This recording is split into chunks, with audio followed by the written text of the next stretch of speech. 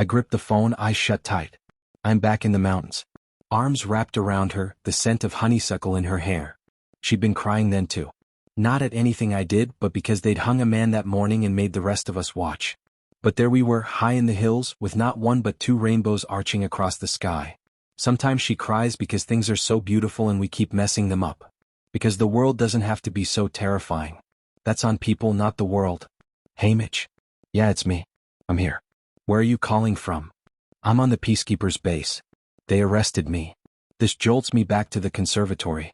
It's not honeysuckle I'm smelling, but the faint mix of roses and decaying meat drifting off the nepenthes.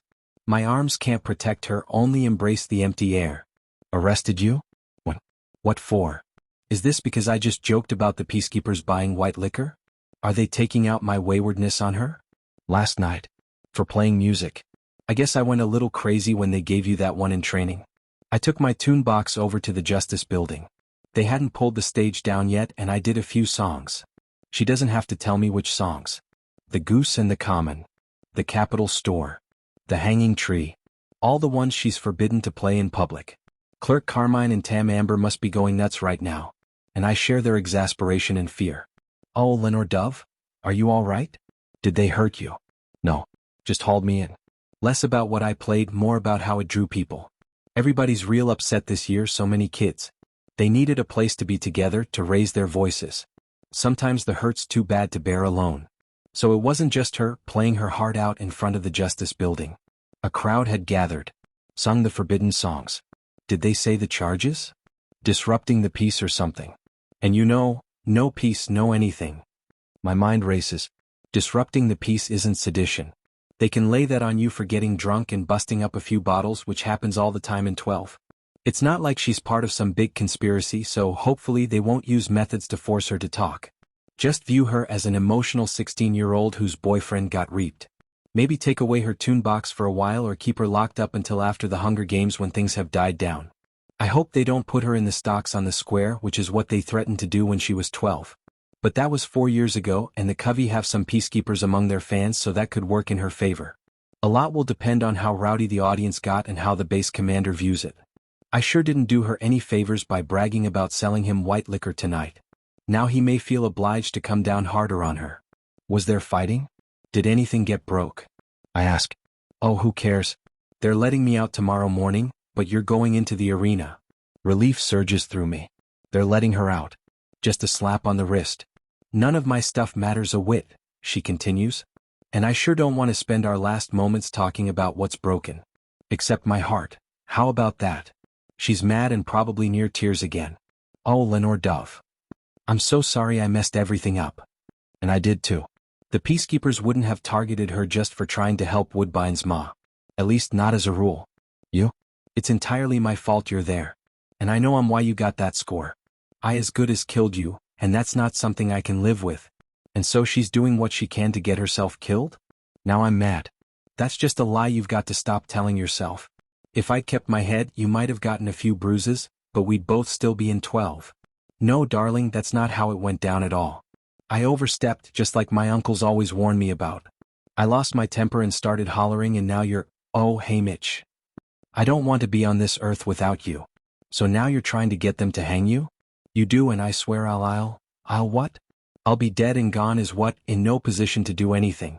But I feel so helpless now, I've got to try whatever I can to change her mind. I have no idea what happens when we die, but Lenore Dove believes nothing ever dies, and we just move from one world to the next like the Covey did from town to town. Like in one of your songs, my ghost will hunt down your ghost and never give it a moment's rest. Promise? She sounds a little more hopeful. Because if I could count on that, I think I could bear it. But what I can't bear is, what if we're never together again? We will be together always, I say with conviction. I don't know how and I don't know where, I don't know anything, but I feel that in my heart. You and me, we will find each other as many times as it takes. You think? I do. But not if you do something stupid like getting yourself killed on purpose. I feel like that could throw the whole thing out of whack. You stay alive, play your songs, love your people, live the best life you can. And I'll be there in the meadow waiting for you. It's a promise. Okay. Okay, she whispers. I'll try. That's my promise back. Plutarch waves his hand to get my attention, taps his watch. Time has run out. Dove, I love you like all fire. That's for always. I love you like all fire too. You and no one else. Just like my geese I mate for life. And then some. Forever.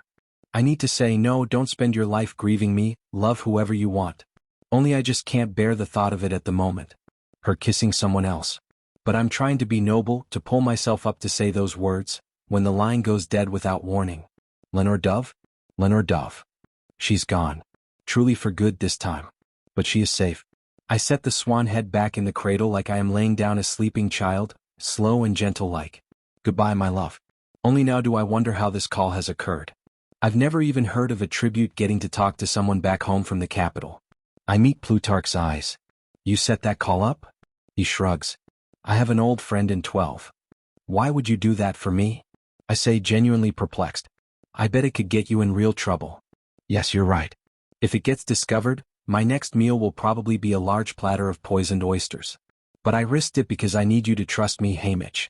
More importantly, I need you to trust the information I'm about to give you. I'm completely lost. What information? About how to break the arena. This pulls me up short. Plutarch? Plutarch knows about the arena plot? He's right.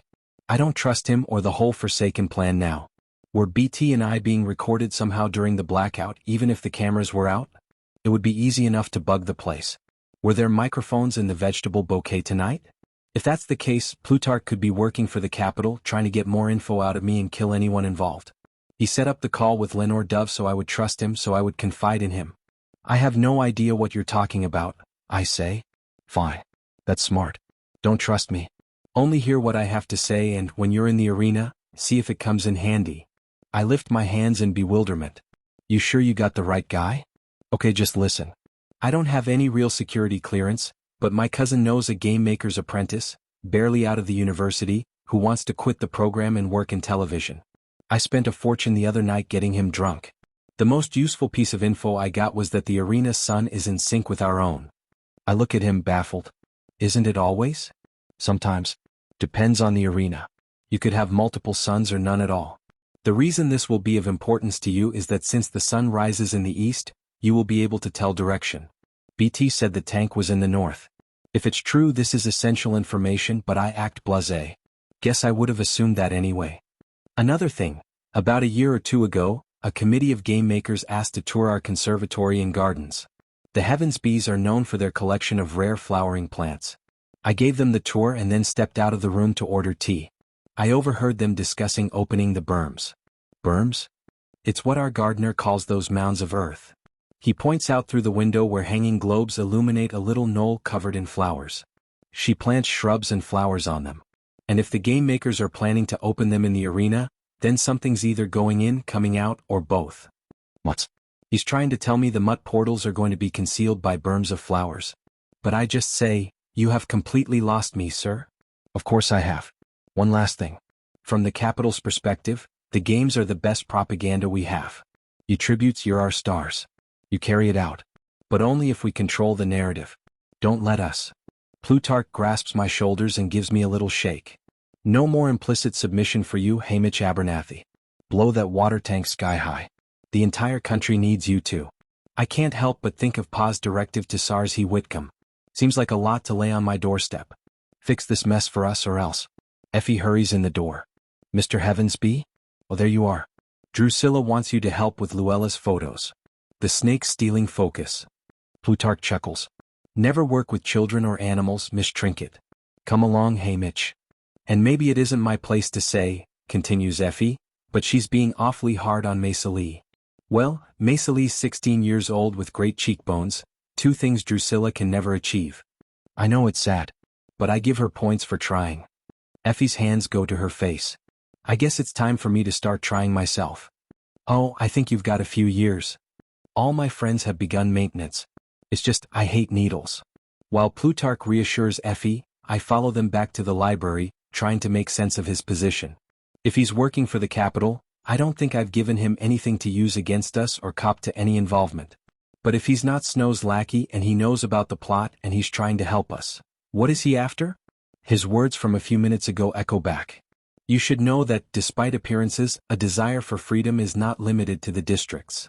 Was he suggesting that he, with all his wealth and privilege and power, lacks freedom? Freedom to do what? Maybe to not have to live in terror of snow poisoning his oysters, for one thing. I think about Vitus's shame over his rebel-sympathizing grandfather. That seems to be the norm here, but who was his grandfather? A capital citizen who sided with the districts. And somebody here must have helped BT switch out the tokens. It's possible that Plutarch could be on the level. I won't really know until I'm in the arena and get a good look at those berms if they even exist. Back in the library, Lulu's blowing out the candles and greedily inhaling the smoke curling off the burned wicks. The smell takes me home for a moment. Dark winter nights, your last impression as you snuggle safe beneath the quilts. Does smoke conjure up the same memory for Lulu? Like the roll with the seeds did? Something deep and long ago, a home in District 11 where she was cherished and cared for? Wyatt talks her into sitting for the camera and then I pose for a couple of shots. They show us the results and the photos are miles better than the ones of us in the coal miner costumes, chained up in the back of the van. Again, like the reaping presentation, we have Plutarch to thank for that. He decides he can just direct us all at once for the propos that will air throughout the games, so he doesn't have to repeat himself. Let me catch you up on what Haymitch and I have been discussing. Yes, I think. Better catch me up. Let's start with the basics. Public opinion is driven by emotion. People have an emotional response to something, then they come up with an argument for why it logically makes sense, says Plutarch. I don't think that's smart, says Wyatt, looking uneasy. I'm sure his calculator brain's appalled by the idea. Oh, I didn't say it was smart, I just said it was true. Make the audience feel for you, they'll figure out intellectually why you're the right tribute to support, Plutarch explains. But they hate all of us, Wyatt counters. They're watching us kill each other for entertainment. Plutarch waves this away. They don't see it that way. Supporting the Hunger Games is their patriotic duty. Whatever. We're all their enemies, says Maisali. Sure, but they have to root for someone. Why not you? You newcomers have done a terrific job setting yourselves up as worthy adversaries to the careers tonight. In fact, I think the Capital audience finds you much more engaging, oddly enough, because you're not trying to appear to be like them. You mean because we don't seem like Capital suck-ups, concludes Maisali. Exactly. There's been a lot of concern in the Capital lately that district citizens are aspiring to break in here. It's not entirely unfounded, particularly with people from 1 and 2 who work closely with us. Luxury and military, you know. There are Capital-born folks assigned out there who've got mixed families they want to bring here now. But you're unapologetically district. And any way you can drive home that the careers are buying into the games and trying to be more Capital than the Capital itself will increase the social disapproval for them. Once in a blue moon a seam girl falls for a peacekeeper and ends up with a baby, resulting in plenty of social disapproval in 12 as well. But there's never any talk of the kid going to the Capital. Most are simply disowned by the father, who's then shipped off to another district. Calling them the careers still makes them sound like they're better than us, says Maisali. We need to give them a stupid nickname. Name-calling. Excellent, exclaims Plutarch. Cheap but effective. Itchy Haymitchy. Yep. Cheap but effective. But the nickname should call them stupid without being stupid itself, Plutarch goes on. We need some wordplay. Something clever or rhyming or catchy. But not crude, this is a family show. We toss around words. Suck-ups. Bootlickers. Turncoats. Pretenders. Backstabbers. Wannabes. Nothing quite works. We need an image that comes from real life, says Maisali. That's why Nettie Newcomer stuck with us. We need something that's a poor copy of something else. Like that artificial sweetener we have to use in our candy when real sugar's too dear. But worse. Powdered milk, says Wyatt. Fake leather, chimes in Effie. I think of the beer they sell in the Capital store, thin, sour, and feeble. The joke is a barrel of it wouldn't get your mama tipsy. Near beer, I pitch. Everybody laughs. The name itself is the joke. Hey, near beer career, says Wyatt. It even rhymes. I think we might be onto something, says Plutarch. Haymitch, why don't you kick it off? You've already got the bootlegger angle going. People loved it. It was one of the most memorable bits of the evening. We work up a little piece where Plutarch asks me about our opponents and I answer, well, back in 12 where we know our libations. I brush off pretend dust from my cocktail glass vest and continue, we just call them near beer careers. You know, because they're all foam and no beer. We play with it and change no beer to no kicker so as not to repeat the first beer. Then we make up some similar sayings for variation. Maisali does all brag and no britches, since she's about fashion, and Wyatt comes up with a gambler's all bluff and no aces. Lulu's really not in a position to write her own, being curled up with the snake now, so we decide on the old standby, all bark and no bite. Wyatt gets her to say it just once for the camera. The snake shows its teeth on bite, so it's really all we need. Plutarch seems genuinely happy, saying he's going to be able to edit the clips together into some fine propos.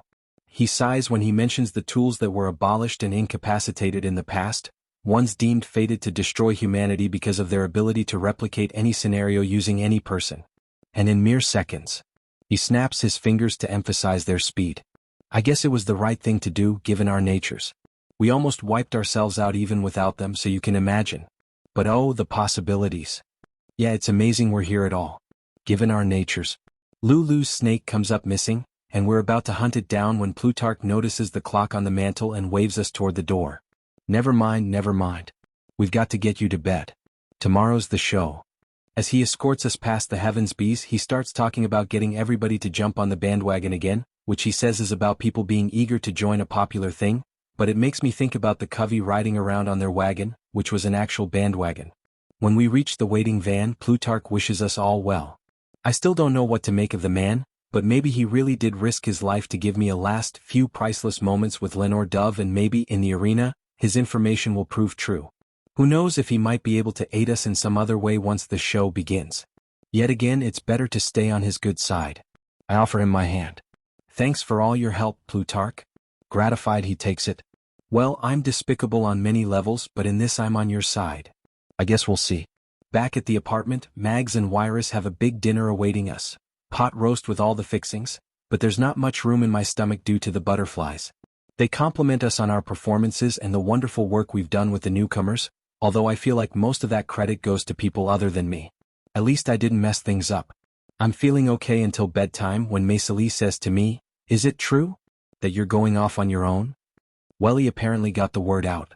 I got a one, Maiseli. They're gunning for me. You and Wyatt have a much better chance without me. I don't mention Lulu because I don't think she stands a chance at all. Wyatt nods, factoring odds, no doubt. My head says you're right, but trust your head. I'm a bad bet for you. I wonder if I wasn't part of the flooding plot, would I be so selfless? Or would I cling to the safety of the group? It doesn't make me happy to break from them. Look, who knows what will happen in there. We may end up crossing paths. But I can't make you pay for choices I've made. Okay, says Maiseli. So we're back to where we were on the train. You don't want us for your allies. I don't want anybody, I clarify. It's lonely going rogue. I wish I could tell them everything. About the plot. About speaking to Lenore Dove. About Snow's warning and Plutarch's rising sun. But all that would do is invite questions and ultimately cause trouble, so that's where I leave it. I don't want anybody. Lights off. Lulu's immediately dead to the world and the rest of us toss and turn a lot. I keep dreaming about Lenore Dove, then snapping awake. Her name song's hitting way too close to home. In it, a guy loses the love of his life, Lenore, and he's going crazy for missing her. Then this big old raven shows up at his house and won't leave, and whenever he asks the bird anything, it just says, "Nevermore." Which, as you can imagine, just makes him crazier. Tell this soul with sorrow laden if, within the distant Iden, it shall clasp a sainted maiden whom the angels name Lenore. Clasp a rare and radiant maiden whom the angels name Lenore. Quoth the raven, "Nevermore." Angels, Lenore Dove told me, are humans with wings who live in a place called heaven. Some people believe, she said, it's a possible destination after death. A good world for good people to go to. But Lenore Dove is the wing being on my mind at the moment. If there is anything after the life I'm about to lose, will I be with her again? Like the guy in her song, I'd sure like to know. But the raven isn't giving the answer either of us wants to hear. Thanks for listening. Don't forget to subscribe so you won't miss the next chapter.